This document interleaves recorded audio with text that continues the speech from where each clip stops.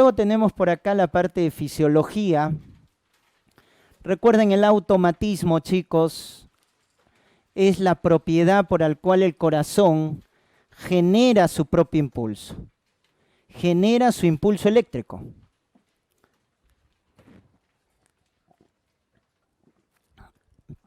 Entonces, como el corazón genera su propio impulso, chicos, a eso se llama automatismo. Ionotropismo es la fuerza de contracción. Cronotropismo es la frecuencia cardíaca. Batmotropismo es la capacidad de excitabilidad. El corazón se excita frente a un estímulo. Dromotropismo es la capacidad de conducción del impulso eléctrico. Tiene un sistema, ¿no?, especializado en conducir el impulso eléctrico, que ya lo vamos a ver, que se llama el sistema sinusal. Y el usotropismo es la capacidad de relajación del corazón. Ya está. Esas son las 6 propiedades del corazón. Repito, automatismo genera su propio impulso, ionotropismo, fuerza de contracción, cronotropismo, frecuencia cardíaca, batmotropismo, excitabilidad, igual que las neuronas, el músculo cardíaco se excita, dromotropismo, conducción eléctrica, y lusotropismo es la capacidad de relajación. Como les había dicho, hay un circuito eléctrico en el corazón que se conoce con el nombre de sistema sinusal, que genera y conduce el impulso eléctrico. Entonces acá nuestro marcapaso, ¿cómo se llama nuestro marcapaso? Nodo sinusal. Es nuestro marcapaso primario, ¿no? El nodo sinusal, o también por ahí les conocen con el nombre también de nodo de Kate y Flack. Nodo de Kate y Flack, al nodo sinusal. Es nuestro marcapaso primario. ¿Quién es tu marcapaso secundario? El nodo aurículo-ventricular, también llamado nodo de Aschoff y Tawara, ¿no?, en honor a los que los descubrieron, Aschoff y Tawara, el nodo aurículo-ventricular, marcapaso secundario. Entonces tienes que acordarte de esos dos: nodo sinusal, marcapaso primario; nodo AB, marcapaso secundario. ¿Quién los irrigaba, chicos? ¿Coronaria derecha o izquierda? Derecha. Por eso la derecha es importante desde el punto de vista eléctrico. La coronaria derecha es la más importante desde el punto de vista eléctrico. ¿Y quién conecta el nodo sinusal con el nodo AB? Los haces internodales, ¿correcto? Entonces acá hay un circuito entre el nodo sinusal, que está ubicado en el techo de la aurícula derecha, y el nodo AB. ¿Dónde se ubicaba el nodo AB, chicos? En el triángulo de Koch, ¿no es cierto? Tricúspide, tebecio y tendón de Todaro, ¿ya? Entonces estos dos están conectados por haces internodales, miren, 3 haces internodales, uno anterior, uno medio y uno posterior. ¿Cuál es el más importante? El posterior, también llamado haz de Torel, porque pasa por ahí la mayor cantidad de impulsos eléctricos. El medio se conoce con el nombre de haz de Wenkenbach. Haz de Wenkenbach, el medio. Y el anterior, y del anterior surge una ramita que va hacia la aurícula izquierda, chicos, porque todo esto es aurícula derecha, ¿verdad? Entonces la pregunta es, ¿quién lleva el impulso a la aurícula izquierda? El haz de Bachmann. Acuérdense de este haz. El haz de Bachmann lleva el impulso eléctrico del nodo sinusal hacia la aurícula izquierda, para que también se despolarice la aurícula izquierda. Ya está. Entonces el nodo sinusal se conecta con el nodo AB a través de haces internodales.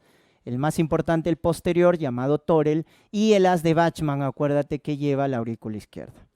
Muy bien, del nodo AB, entonces, ¿cuál es la función del nodo sinusal? Ser nuestro marcapaso primario. Es el que forma, ¿correcto?, el impulso. Luego se conduce. El nodo AB, chicos, hace el retraso. ¿Por qué el nodo AB retrasa la conducción? Para que primero se contraiga la aurícula y luego los ventrículos. Por eso hace un retraso en la conducción. El nodo AB, luego, ¿a quién le pasa el impulso eléctrico? Al haz de His. El haz de His le pasa sus ramas, rama derecha, rama izquierda. Y luego las ramas derechas e izquierdas del haz de His terminan en las fibras de Purkinje, que están en el subendocardio. Y estas de acá les van a dar el impulso, ¿a quién? Al músculo ventricular, ¿correcto? Entonces, ese es el circuito eléctrico, chicos.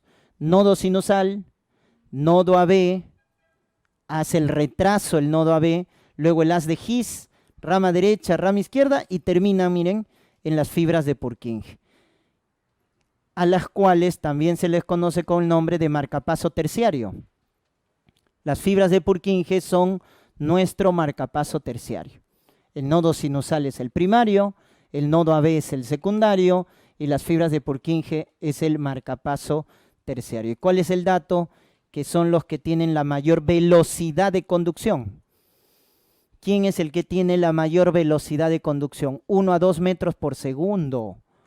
Las fibras de Purkinje son los que tienen la mayor velocidad de conducción. ¿Ya, chicos? Muy bien. Y a nivel molecular, a nivel electrolítico, ¿qué es lo que pasa en el impulso eléctrico? Esto de acá, ¿no es cierto? Entonces, si ustedes quieren verlo de otra manera, un miocito cardíaco, esta es la célula, ¿ya? El miocito cardíaco. Ustedes recuerdan que siempre en toda célula hay esto, ¿no? Afuera positivo y adentro negativo. ¿Cómo se llama eso? Potencial de reposo. Ya está, ese es el potencial de reposo. ¿Y por qué afuera es positivo y adentro negativo? Por la bomba de sodio y potasio. Porque la bomba de sodio, chicos, saca 3 sodios. ¿Y cuántos potasios mete? 2. Si estás sacando 3 positivos y metiendo 2 positivos, te estás quedando con un positivo afuera. Es por eso que afuera la carga es positiva y el intracelular es negativa. O sea, la bomba de sodio y potasio es el que te da el potencial de reposo, porque estás sacando más positivos de los que están entrando. Pero como hemos dicho, el corazón se excita, viene un estímulo, se excita, ¿y qué es lo que va a hacer? Despolarizarse. ¿Y qué significa despolarizarte? Invertir la carga. Afuera negativo y adentro positivo. Eso ya se llama despolarización. ¿Y quién hace eso? La entrada de sodio. Sodio participa en la despolarización, ¿correcto? Sodio participa en la despolarización. Pero la célula no se puede quedar así. Tiene que volver a su sitio normal. ¿Cuál es su sitio normal? Afuera positivo y adentro negativo. Eso se va a llamar repolarización. Repolarización. Y para que pase eso, entonces tiene que salir un electrolito. ¿Qué electrolito sale? Potasio. Entonces es básico que recuerden, ¿no es cierto?, que el sodio participa en la despolarización y el potasio en la repolarización, como lo vamos a ver acá, miren. Entonces tenemos despolarización y repolarización, ¿no es cierto? En la despolarización participa sodio y en la repolarización potasio. Entonces miren, ahora le vamos a dar nombres. Le vamos a dar fases, ¿correcto? Entonces, ¿te acuerdas que había un potencial de reposo? ¿Quién daba el potencial de reposo, chicos? La bomba de sodio y potasio. Le vamos a poner un nombre, fase 4. Ese es el potencial de reposo, de ahora en adelante. Fase 4 es el potencial de reposo. ¿Quién lo da? La bomba de sodio y potasio. Llega el estímulo. ¿Qué se producía? La despolarización. ¿Y quién participaba en la despolarización? El sodio. Ahí está, miren el sodio. Está entrando el sodio. Eso le vamos a poner un nombre. Se llama fase 0, chicos. Fase 0 es la despolarización. Y luego, ¿qué pasaba después de la despolarización? Volvía a lo normal.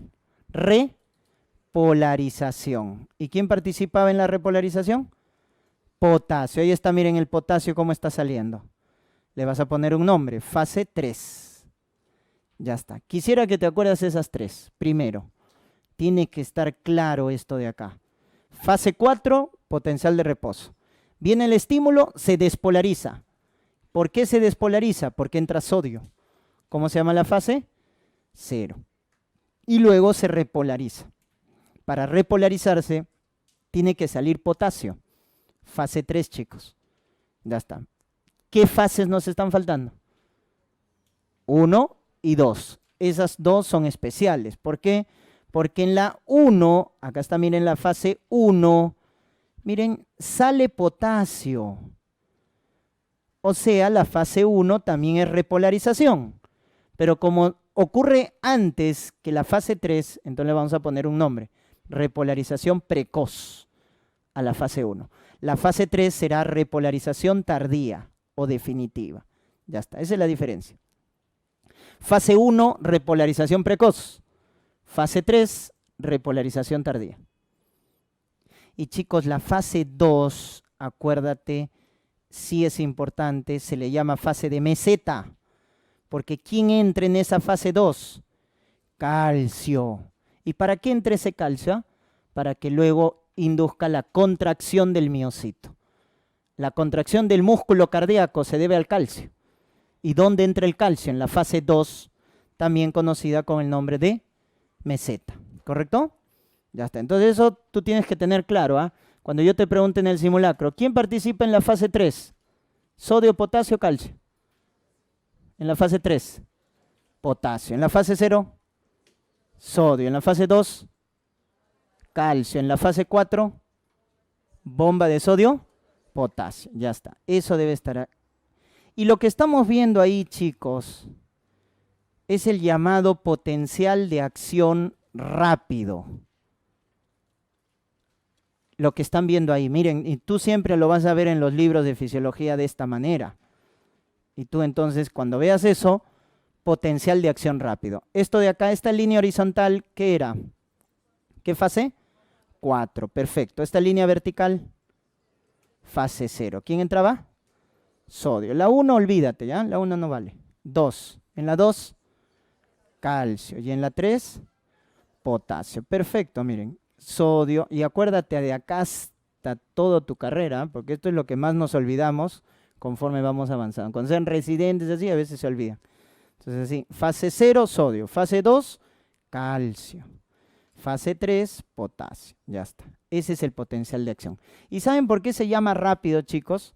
Porque el que determina el tiempo de acción es la despolarización. Porque acá el sodio entra por canales rápidos. Por eso el potencial de acción es rápido. Porque en la fase 0, el sodio entra por canales rápidos. ¿Quién tiene este tipo de potencial? Este tipo de potencial lo tienen las células contráctiles y las fibras de Purkinje, que son la mayoría, las células contráctiles, ¿no? Son el 80%. Luego el 20% son las del sistema sinusal. Pero tus marcapasos, ¿quién era tu marcapaso primario? Nodo sinusal. El secundario, el nodo AB. ¿Saben qué potencial tienen? Lento. Los marcapasos tienen potencial de acción lento, chicos. Son el 20%, no tiene, es menor. Pero ¿cómo es ese potencial de acción? Miren, ¿ah? Tiene otra forma, miren. Su fase 4 ya no es horizontal. Su fase 4 tiene una pendiente. Su fase 0 es lenta, miren. Por eso se llama potencial de acción lento. No tiene fase 1 ni 2. De frente se va a la fase 3. Ese es el potencial de acción lento. ¿De quién? De los marcapasos. ¿Y quién participa en la fase 4 acá? El sodio, chicos. O sea, la fase 4, que en el otro lado, ¿quién lo hacía? La bomba de sodio y potasio. Acá lo hace el sodio. Es decir, acá se despolariza de forma automática. Por eso son nuestros marcapasos, porque su despolarización es automática. Constantemente en la fase 4 está entrando sodio. Por eso solitos se despolarizan. y por eso son nuestros marcapasos. En la fase 0 de este potencial de nuestros marcapasos entra calcio, chicos, por canales lentos. Por eso el potencial se llama lento. Al otro lado, ¿quién entraba en la fase 0? Sodio, ¿correcto? Y acá en la fase 3 es igual, potasio, sale potasio. Entonces, el 80% es esto, potencial de acción rápido. El 20% es potencial de acción lento, ¿ya? Eso acuérdense de fisiología. O sea, cuando a ti te digan, ¿cuántos tipos de potencial hay en el corazón? Rápido y lento. El más frecuente, rápido, porque son de las células contráctiles. ¿Se acuerdan? Fase 4, 0, 1, 2, 3, ¿correcto? En cambio, el potencial de acción lento lo tienen nuestros marcapasos y es diferente, como estás viendo, ¿no? Chicos, cuando el corazón está acá en el potencial de acción rápido, fase 0, fase 1 y fase 2, miren chicos, ahí, fase 0, 1 y 2, el corazón está excitado. Por lo tanto, si viene un estímulo, no puede volver a excitarse el corazón. O sea, acá el corazón está frío, no puede volver a excitarse. Se llama periodo refractario absoluto. ¿Qué es el periodo refractario absoluto? Es cuando el corazón está en la fase 0, 1, 2 y no puede volver a excitarse. Así el estímulo sea intenso, nadie lo estimula al corazón. Se llama periodo refractario absoluto. Nada lo estimula al corazón. En cambio, miren, la última parte, ¿a quién corresponde la última parte? A la fase 3. El corazón está volviendo a la normalidad, ¿verdad? Se está repolarizando. Si viene un estímulo muy intenso, se puede excitar. Eso se llama periodo refractario relativo. Periodo refractario relativo. Entonces, ¿qué es el periodo refractario absoluto? Nada lo estimula. Fase 0, 1, 2. ¿Qué es el periodo refractario relativo? Sí se excita, pero con un estímulo intenso. Corresponde a la fase 3. Corresponde a la fase 3. Acuérdense de esos dos periodos, ¿ya? Refractario absoluto, refractario relativo. Listo, chicos. Esa es entonces la actividad eléctrica, ¿ya? Luego tenemos acá la actividad mecánica. La actividad mecánica tiene como unidad funcional a esta de acá, ¿no? El sarcómera.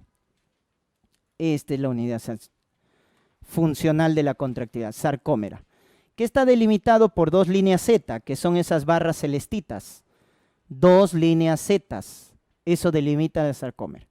Y luego tienen dos tipos de filamentos. Lo que estás viendo de color marrón son los filamentos gruesos, que tienen ¿qué cosa? ¿Actina o miosina? Miosina, los filamentos gruesos. Los delgados, que lo estás viendo también como barras horizontales, son los filamentos delgados. ¿Y qué tienen los filamentos delgados? Actina, ¿qué más? Tropomiosina y troponina. ¿Cuántos tipos de troponina conoces? La C, la I y la T. ¿Cuál de estas se une al calcio? La C. La troponina C se une al calcio, ¿correcto?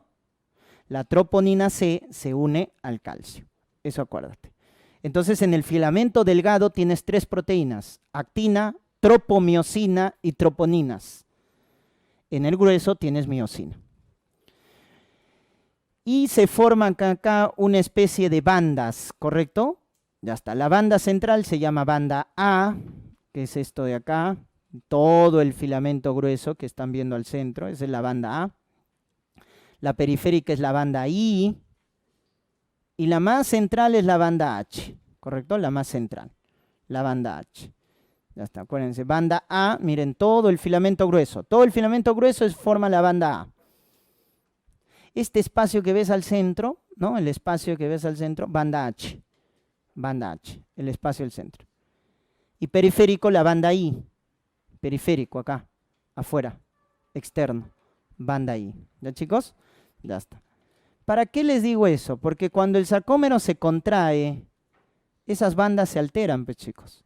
Entonces, miren, tienen acá, repito, ¿ya? tus dos líneas Z, que son los que delimitan el sarcómera.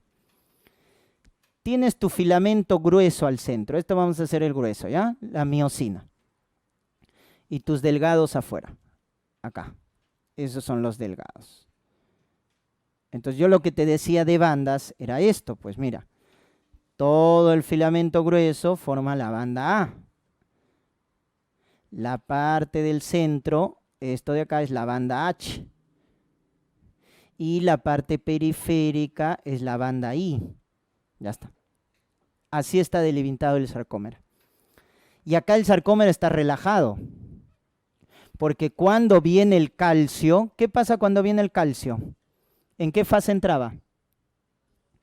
En la fase 2, ¿verdad? El calcio entra en la fase 2. Viene un calcio extracelular que va a estimular al miocito cardíaco. Pero el calcio que viene de afuera, chicos, no es el calcio más importante. El calcio más importante es el que viene dentro del miocito. ¿Y dónde almacena bastante calcio el miocito? En el retículo sarcoplásmico. ¿Se acuerdan de fisiología o de células, no?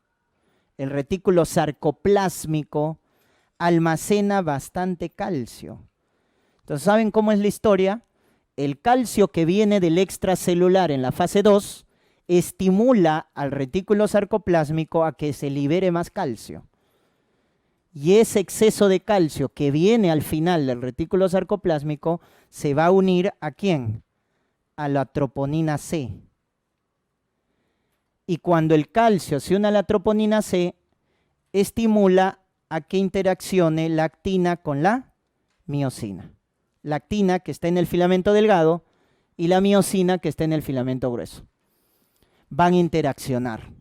Y al interaccionar, el sarcómera se contrae. Entonces, ¿qué va a pasar en la contracción del sarcómera? Las dos líneas Z se juntan. ¿Por qué? Porque el filamento grueso hecho de miosina jala a los filamentos delgados. Jala, como una especie de remo. Entonces lo jala, como una especie de remo. Entonces va a pasar esto, miren. Entonces acá en la contracción del sarcómera, ¿qué es lo que pasa? Miren, la banda A no se altera, porque sigue el filamento grueso. ¿Quién desaparece, chicos? La H. ¿Y quién se acorta? La banda I. Y la A se mantiene constante. Eso pasa en la contracción de la sarcómera. En la contracción del sarcómera, la banda H desaparece. La A se mantiene constante y la I se acorta, ¿correcto? Eso es lo que pasa en la contracción del sarcómera. Eso es lo que tienen que acordarse. Muy bien, entonces, de esa manera se da la actividad mecánica. De esa manera es como la actina con la miosina interaccionan, ¿ya? Muy bien, luego tenemos por acá el ciclo cardíaco, ¿correcto? En el ciclo cardíaco, que es importante que recuerden, que la diástole dura más que la sístole, ¿correcto? ¿Cuánto es la diástole en el ciclo cardíaco? La diástole, chicos, es 2/3, ¿correcto? La diástole es 2/3 del ciclo cardíaco.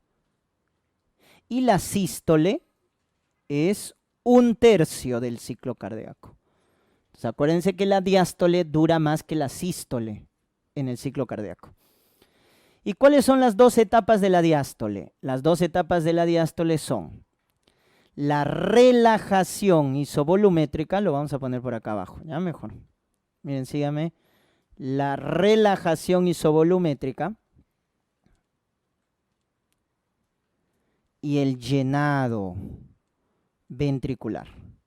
Esas son las dos etapas de la diástole. Relajación isovolumétrica y llenado ventricular. ¿Correcto? Ya está. En cambio, la sístole forma esto de acá. La sístole, vamos a ponerle de otro color. La sístole, que habíamos dicho representa 1/3 del ciclo cardíaco, es estos dos. Contracción isovolumétrica y eyección. Eyección. Esas son las dos etapas de la sístole. Ya está. Entonces, diástole es relajación isovolumétrica y llenado. Sístole es contracción isovolumétrica y eyección. Chicos, cuando tú escuches la palabra isovolumétrica, porque has escuchado que hay una contracción y una relajación isovolumétrica, las válvulas están cerradas. No hay pierde. Isovolumétrica quiere decir que no entra ni sale sangre. Para que no entre ni salga sangre, las válvulas tienen que estar cerradas. Entonces, en la contracción isovolumétrica y en la relajación isovolumétrica, todas las válvulas están cerradas. La diferencia es que en la contracción isovolumétrica, miren el ventrículo, está lleno de sangre. En la relajación isovolumétrica, miren el ventrículo, está vacío, sin sangre. Esa es la diferencia, ¿no? Muy bien, luego tienen el llenado. El llenado tiene tres etapas, ¿ya? Llenado rápido, llenado lento y por acá la última etapa, ¿ya? Como es un ciclo, esto es así, regresa pues, contracción auricular. Esas son las tres etapas del llenado. Repito, rápido, 70%, lento, 10% y contracción auricular, 20%. Son las tres etapas del llenado, chicos. Llenado rápido, llenado lento y contracción auricular. Y la eyección acá también, ¿no? La eyección, que es la sístole, que es la salida de la sangre, ¿ya? ¿Qué se produce en la contracción isovolumétrica? El cierre de las aurículo-ventriculares. Por lo tanto, ¿qué se da en la contracción isovolumétrica? El primer ruido cardíaco, chicos.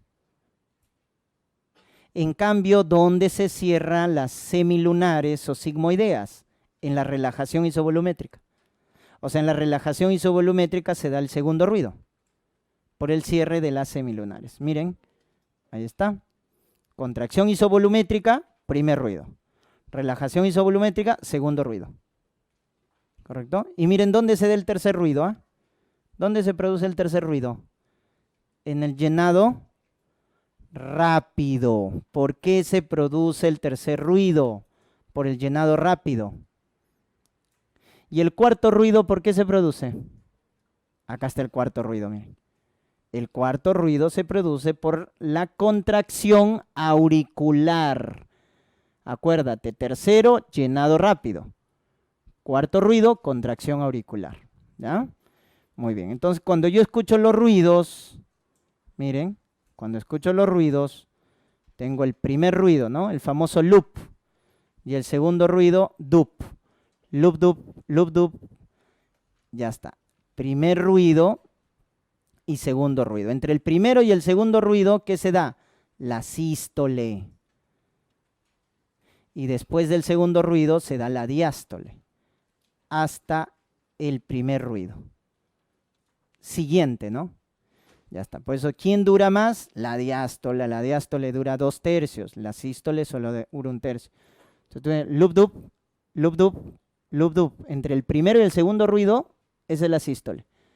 Y pasado el segundo ruido hasta el siguiente primer ruido, esa es la diástole. ¿Correcto? Entonces, ¿dónde se produce el primer ruido? Contracción isovolumétrica. Segundo ruido, relajación isovolumétrica. Chicos, ¿dónde aparece el tercer ruido? El tercer ruido aparece acá. Por el llenado, porque estás diástole, llenado rápido. Y el cuarto ruido aparece acá. Porque se da en la última fase del llenado, ¿no? ¿Cuál era la última fase? Contracción auricular. ¿Cuáles son las tres etapas del llenado? Rápido, lento y contracción. El llenado rápido del tercer ruido y la contracción, el cuarto ruido. Por eso a estos ruidos se les llama galopes. Y si te dice galope protodiastólico, ¿qué significa proto? Al inicio. El tercer ruido también es conocido como galope protodiastólico, porque aparece al inicio. El cuarto es galope telediastólico, porque aparece al final, tele, meso, medio, ¿no? Proto al inicio, meso al medio, tele al final. Galope protodiastólico, tercer ruido. Llenado rápido. Galope telediastólico, cuarto ruido. ¿Correcto? Cuarto ruido. Por la contracción auricular. Esos son los ruidos agregados. Muy bien, entonces esto acuérdate de los ruidos, porque te relacionan muchas veces con la contracción o con los ruidos cardíacos, ¿no? Las fases del ciclo cardíaco. Ahora, si tú quieres verlo de manera integral es ver la actividad eléctrica, la actividad mecánica y los sonidos. La actividad eléctrica, chicos, va desde lo que hemos visto en el potencial de acción, o sea, en la despolarización, repolarización, ¿no? Yo te pregunto, a ver, lo vamos a explicar mejor con el EKG, ¿no? Cuando tú ves el complejo QRS y luego la onda T, porque el ventrículo es el más importante. Esto es el QRS y esta es la onda T. ¿Qué representa el QRS, chicos? La despolarización ¿de quién? Del ventrículo. ¿Y la onda T? La repolarización ¿de quién? Del ventrículo. Muy bien. ¿Quién participaba en la despolarización? ¿Sodio, potasio, calcio? Sodio. ¿Qué fase? 0. Muy bien. Fase 0, sodio, despolarización. Que en el EKG queda registrado por el complejo QRS. La T, repolarización. ¿Qué ion? Potasio. ¿Qué fase? 3. Muy bien. Fase 3, repolarización potasio. En el EKG se representa con la onda T. Ya está. Esa es la actividad eléctrica. Sodio, despolarización. Potasio, repolarización. La actividad mecánica, chicos, el complejo QRS, que es la despolarización del ventrículo, se correlaciona con la contracción isovolumétrica. Y la onda T con la relajación isovolumétrica. QRS, despolarización, se relaciona con la contracción isovolumétrica. Y la onda T con la relajación isovolumétrica. Y entre ambos, ¿quién está? Entre la contracción y la relajación isovolumétrica, ¿quién estaba? La fase de eyección. Y después de la relajación isovolumétrica, ¿quién estaba? El llenado ventricular. Actividad mecánica. Y audio, fonoaudiometría. En la contracción, ¿quién se cerraba? Las auriculoventriculares. ¿Qué generaba? Primer ruido. Esto, segundo ruido, por el cierre de las sigmoideas. Y el llenado, llenado rápido, contracción auricular. Llenado rápido, tercer ruido, contracción auricular, cuarto ruido. Ya está. Esa es la relación entre la actividad eléctrica, la mecánica y la audiometría. ¿Ya? Entonces, si yo te pregunto, el complejo QRS del EKG, ¿con qué fase del potencial de acción se relaciona? ¿Con qué fase se relacionaba? 0. ¿Con qué fase del ciclo cardíaco? Vamos, contracción, isovolumetría. ¿Y con qué ruido? Primer ruido. Ya está. Fase 0, QRS, contracción isovolumétrica, primer ruido. Esa es la relación. Igualito en la fase 3. Fase 3, onda T, relajación isovolumétrica, segundo ruido. Esa es la relación que tienen, ¿ya chicos? Y miren cómo la eyección, que es la salida de sangre a través de la aorta, en el EKG, ¿con quién representa? Miren. Con el segmento ST, que lo vamos a ver a continuación en cardiopatía isquémica. Cuando hay un infarto, ¿qué se va a alterar? La contracción. Por eso es que se altera la eyección. En el segmento ST vemos la lesión, ¿ya? Esa es la relación entonces del ciclo cardíaco, ¿ya chicos? Muy bien. Luego tenemos acá los determinantes del gasto cardíaco. ¿Cuáles son los determinantes del gasto cardíaco? Recuerden que el cálculo del gasto cardíaco, ¿no es cierto? ¿A qué es igual el gasto cardíaco, chicos? Frecuencia por volumen sistólico. Ese es el gasto. ¿Cuánto vale la frecuencia? 70 latidos por minuto. ¿Cuánto vale el volumen sistólico? 70 mililitros por minuto. Acuérdense que el volumen sistólico se da en la fase de llenado. Miren, este es el ventrículo. ¿Con cuánto se llena de sangre? 120. ¿Eso cómo se llamaba? Volumen telediastólico. ¿Y cuánto de estos 120 le daba la aorta? ¿Cuánto le da la aorta? ¿Cuánto le da? 70 mililitros. ¿En qué fase? En la eyección. Esto se conoce con el nombre de volumen sistólico. El volumen telediastólico es el llenado final, 120. De esos 120, ¿cuánto le da la aorta? 70 mililitros, que es el volumen sistólico. ¿Y alguien sabe cómo se llama este cociente? Volumen sistólico sobre volumen telediastólico. O sea, si yo divido 70 mililitros entre 120 y lo multiplico por 100% y eso sale más del 50%. ¿Cómo se llama eso? Perfecto. Fracción de eyección, chicos. Que lo mides con el ecocardiograma. La fracción de eyección se mide con el ecocardiograma. Y lo vamos a ver en insuficiencia cardíaca. Porque cuando la fracción de eyección está disminuido, ese es criterio para hablar de insuficiencia cardíaca. Porque te evalúa la función sistólica del corazón. Entonces acuérdate que la fracción de eyección es un cociente entre volumen sistólico y volumen telediastólico. Entonces íbamos con el gasto, frecuencia por volumen sistólico, por eso aproximadamente esto sale 4.900 mililitros por minuto, en litros más o menos 5 litros por minuto. 5 litros por minuto. Ese es el gasto cardíaco. ¿No, chicos? ¿Cuál es el órgano que consume más gasto cardíaco?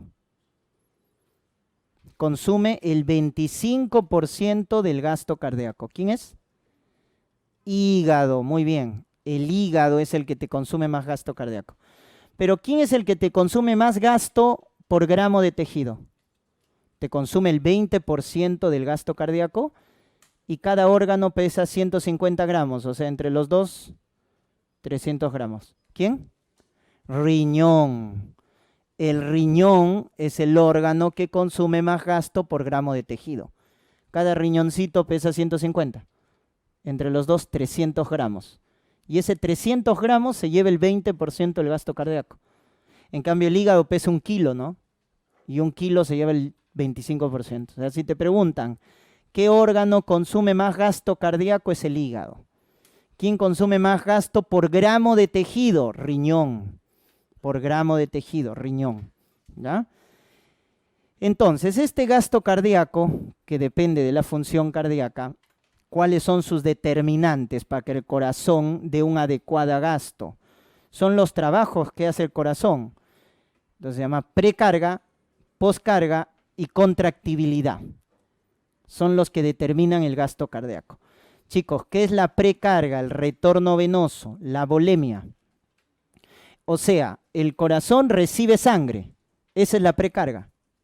Cuando el corazón recibe sangre, que viene a ser el retorno venoso.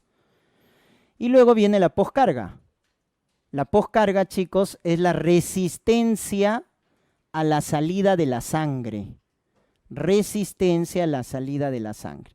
O sea, cuando yo te pregunte, el corazón, ¿qué hace el corazón? Es una bomba, porque recibe sangre y expulsa sangre. Entonces, cuando recibe sangre, chicos, esa función se llama precarga. Precarga, cuando se llena de sangre. Por eso, ¿de qué depende la precarga? Del volumen de llenado. ¿Cómo se llamaba el volumen de llenado? Telediastólico. De eso depende la precarga, volumen, retorno venoso. La poscarga es la resistencia a la salida de la sangre. O sea, el corazón bombea sangre y ¿qué encuentra el corazón en las arterias? Resistencia. Cuando el corazón bombea sangre a la aorta, a la arteria pulmonar, encuentra resistencia. Esa resistencia a la salida de la sangre se llama poscarga. Entonces, el corazón tiene una precarga y cuando expulsa tiene una poscarga. Son los dos trabajos que hace el corazón. Recibe sangre y bombea sangre. ¿Estamos? Son los dos trabajos. Acuérdate en la precarga la ley de Frank-Starling. ¿Qué te dice la ley de Frank-Starling? Si tú llenas con más sangre al corazón, ¿qué hace el miocito? Se estira más. Es como un elástico, ¿no? Se estira más, por lo tanto su fuerza de contracción va a ser más intensa y bombeas más sangre. Dicho de otra manera, si tú aumentas la precarga, aumentas tu gasto cardíaco. Esa es la ley de Frank-Starling. Si aumentas la precarga, aumentas tu gasto cardíaco. Porque si lo llenas con más sangre al corazón, el corazón bombea más sangre. Esa es la ley de Frank-Starling. La poscarga es con la ley de Laplace, que habla de la resistencia, ¿no? De la tensión parietal. La poscarga es con la ley de Laplace. Ya está. A ver, chicos, pregunta. Por la postura, ¿cuándo aumentas la precarga? ¿Cuando estoy en bipedestación o en decúbito? ¿Cuándo aumentamos la precarga? ¿Cuando estoy en decúbito o en bipedestación? ¿Cuándo hay más precarga? ¿Cuándo hay más retorno venoso? ¿Cuando estoy parado o cuando estoy acostado? En decúbito, ¿no es cierto? Si yo estoy acostado en decúbitos o en cuclillas, hay más retorno venoso porque hay menos gravedad, pues. Entonces la sangre fácilmente retorna al corazón. Pero si tú te encuentras parado, erguido, el retorno venoso va a ser menor, porque le es más difícil a la sangre subir hacia el corazón. Por lo tanto, si hablamos acá de los factores, ¿con qué aumentas tu precarga? Al decúbito. ¿Con qué bajas tu precarga? En bipedestación. En bipedestación. ¿Correcto? Los diuréticos, chicos, ¿qué hacen con la precarga? ¿La aumentan o la disminuyen? La disminuyen. Los diuréticos, los nitratos bajan la precarga. En cambio, ¿quién aumenta la precarga? El decúbito, ¿no es cierto? El paciente que tiene falla cardíaca tiene aumentado la precarga, ¿no es cierto? Un paciente que tiene hipervolemia tiene aumentado la precarga, ¿no? Y con respecto a la respiración también, ¿cuándo aumentamos la precarga? ¿Cuando inspiro o expiro? A la inspiración aumentamos la precarga, chicos. ¿Cuándo bajamos la precarga? A la expiración. Entonces miren los factores que alteran, ¿ah? Estar en decúbito, en cuclillas, o la inspiración aumenta el retorno venoso. Aumenta la llegada de sangre hacia el corazón, ¿no? Lo contrario, disminuye. Y la poscarga depende de los vasos, chicos. Cuando hay vasodilatación, ¿qué pasa con tu resistencia? Si los vasos se dilatan, disminuye, por lo tanto baja la poscarga. ¿Qué pasa si hay vasoconstricción? Aumenta tu resistencia, por lo tanto aumenta la poscarga. Aumenta la poscarga cuando hay vasoconstricción. Ya está. ¿Y la contractibilidad? ¿De qué depende la contractibilidad? De calcio. De calcio depende la contractibilidad. Muy bien. ¿A qué es igual presión arterial? Gasto por resistencia, ¿ya? Presión es gasto por resistencia. Y ya sabes qué es gasto. Frecuencia por volumen. Eso es gasto. Frecuencia por volumen. La presión de pulso es la diferencia de la sistólica con la diastólica. ¿Cuánto vale la sistólica? 120. La diastólica, 80. O sea, la presión de pulso es 40. Y la presión arterial media se calcula como la presión de pulso entre 3 más la presión diastólica. O sea, 40 entre 3, 10 punto algo, más de la diastólica que vale 80, 90, ¿no? Más o menos es la presión arterial media, 90 milímetros de mercurio. Chicos, ¿cómo se regula la presión a corto plazo? Con los varoreceptores a corto plazo. ¿Quiénes son los varoreceptores? El seno aórtico y el seno carotidio. ¿Correcto? El seno aórtico y el seno carotidio en el cuello controlan a corto plazo la presión. ¿Qué detectan cuando la presión está elevada? Cuando la presión se eleva, estos dos senos captan esa elevación de presión y mandan la información ¿a quién?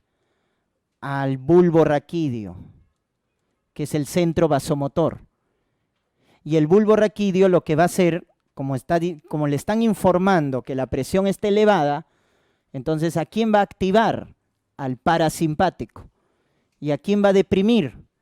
Al simpático. Eso es lo que hace, ¿ya? ¿Cómo funciona este circuito entonces? Tengo el seno aórtico y tengo el seno carotidio. El seno aórtico, cuando detecta que la presión está elevada, le manda la información a través del vago, y el seno carotidio a través del glosofaringio, noveno par. ¿A dónde mandan la información? Al bulbo raquídeo, que es el centro vasomotor, en el llamado núcleo sensitivo, ¿ya, chicos? Se llama núcleo de tracto solitario. Ese es el núcleo sensitivo, núcleo del tracto solitario. Y luego el bulbo, una vez que recibe la información de que la presión está elevada, bloquea al simpático. ¿Y a quién va a activar? Al parasimpático. Al activar al parasimpático, te va a bajar la frecuencia cardíaca. Y si bajas la frecuencia, bajas la presión. Porque ¿a qué era igual presión? Gasto por resistencia. Pero gasto es frecuencia por volumen por resistencia. O sea, la presión queda por estos tres factores: frecuencia, volumen, resistencia. Entonces lo que te hace el parasimpático es bajar la frecuencia. Entonces si baja la frecuencia, baja la presión. Ese es un mecanismo para bajar la presión, bajar la frecuencia. Y eso lo haces activando al parasimpático.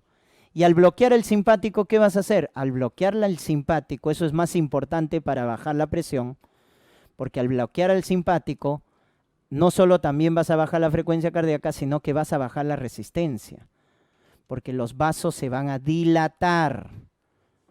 Los vasos, al dilatarse, baja la resistencia vascular. Entonces el simpático hace esto, baja la resistencia. Ese es el mecanismo a corto plazo para bajar la presión cuando está aumentada. Los varoreceptores te bajan la frecuencia y te bajan la resistencia, ¿correcto? ¿Y quién te baja el volumen? ¿Quién baja el volumen? Aumentando la excreción de orina. El riñón. Pero el riñón actúa a largo plazo. A corto plazo, los varoreceptores, que te bajan la frecuencia y la resistencia. A largo plazo, el riñón, que te va a bajar la volemia. ¿Correcto? Que te va a bajar la volemia. Muy bien, entonces acá tenemos esto, ojo, es el circuito o el control a corto plazo. ¿Ya? A corto plazo. A largo plazo es el riñón, y en el riñón hay dos sistemas. Uno que te eleva la presión y otro que te baja la presión, dependiendo qué es lo que necesita el cuerpo. Entonces, si tú quieres elevar la presión, imagínate un paciente que esté en hemorragia, un paciente que esté en shock. Entonces, ¿cómo está este paciente? Con hipotensión. ¿Qué sistema se va a activar para elevar la presión arterial? El sistema renina-angiotensina-aldosterona. Este es el sistema que se va a activar. ¿Y saben cuál es el estímulo para activar este sistema? ¿Qué enzima desencadena la cascada? La renina. Y para que se active la renina, ojo,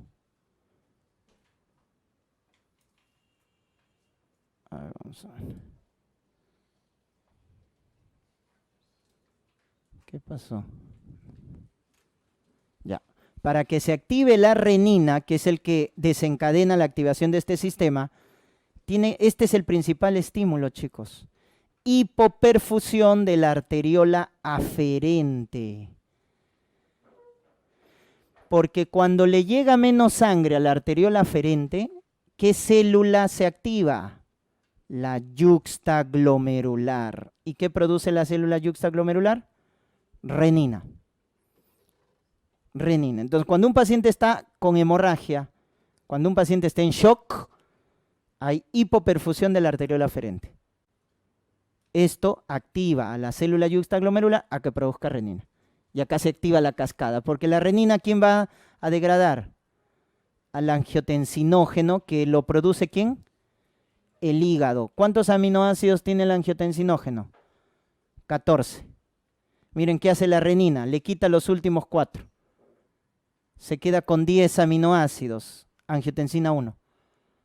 Y luego la angiotensina 1 se convierte en angiotensina 2. ¿Quién viene? La ECA, producido por el endotelio. Y este es el metabolito activo, la angiotensina 2, que va a tener 8 aminoácidos. Es un octapéptido. La angiotensina 2 tiene, la 2 tiene 8 aminoácidos, la 1 tiene 10 y la angiotensinógeno tiene 14. O sea, se va cortando, ¿no? Se va de 14 a 10, de 10 a 8. Eso hacen las enzimas, la renina y luego la ECA. Y al formarse angiotensina 2, este es el que hace todas las funciones. ¿Qué hace la angiotensina 2 cuando te pregunten? ¿Cuál es su efecto a corto plazo? Vasoconstricción, chicos. Es un potente vasoconstrictor. Y al hacer vasoconstricción, aumenta la resistencia. Y al aumentar la resistencia, aumenta la presión, que es lo que querías. Porque el paciente estaba chocado, con hemorragia. ¿Qué más? Aumenta la secreción de aldosterona, aumenta la secreción de ADH, aumenta el centro de la seta en el hipotálamo. ¿Para qué hace todo esto? Para aumentar la volemia, porque la aldosterona secuestra agua y sodio, la ADH secuestra agua, o ingerimos líquido, se activa el centro de la seta, para aumentar la volemia. Y al aumentar la volemia aumentamos la presión arterial, ¿ya? ¿Qué más hace la angiotensina 2? Aumenta el tono simpático. Y al aumentar el tono simpático, aumentas la frecuencia cardíaca. Haces más vasoconstricción, aumentando la resistencia vascular. Entonces, esta angiotensina aumenta el tono simpático también.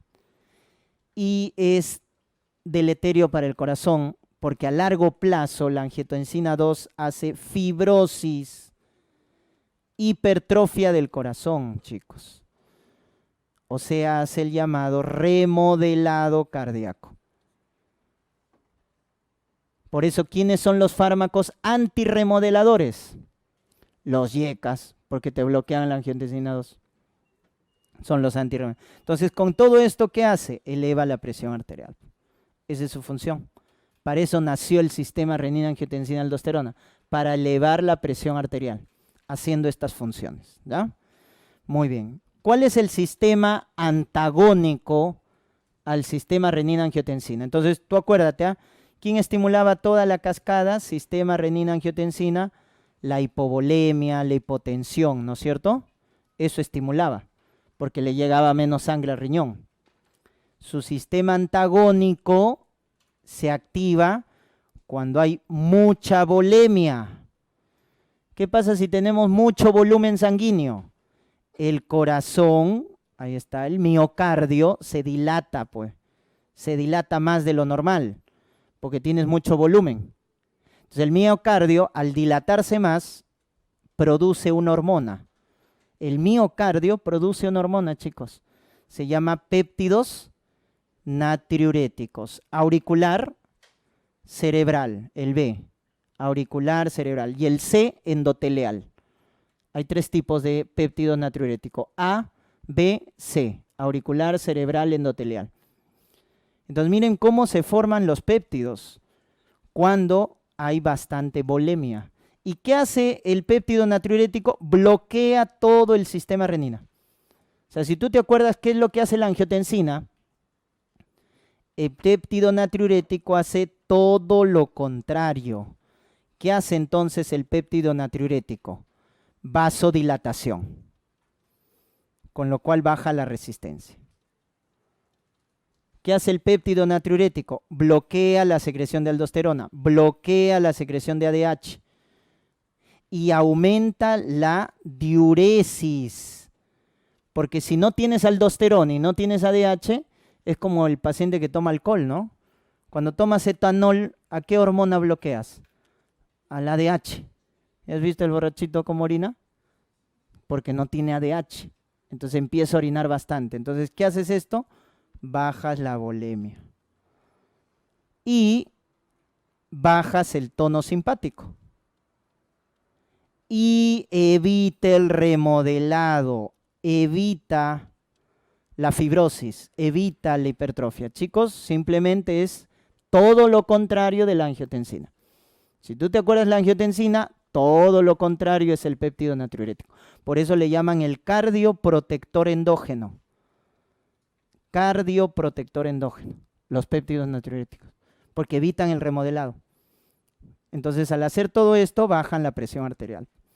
Es el sistema antagónico, ¿ya? ¿Cuál era su estímulo? La hipervolemia. Se dilataba el miocardio y el miocardio producía péptido natriurético. Pero ¿saben cuál es el problema de este péptido bueno? Que se metaboliza rápido. ¿Y quién lo metaboliza? Una enzima llamada neprilicina.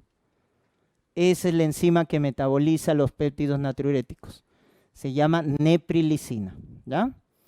Mira, si ustedes se acuerdan bien fisiología, cuando hagamos falla cardíaca, el tratamiento de la falla cardíaca va a ser fácil, si ustedes se acuerdan de la parte fisiológica, ¿ya? Muy bien, eso es entonces con respecto a la fisiología, ¿ya?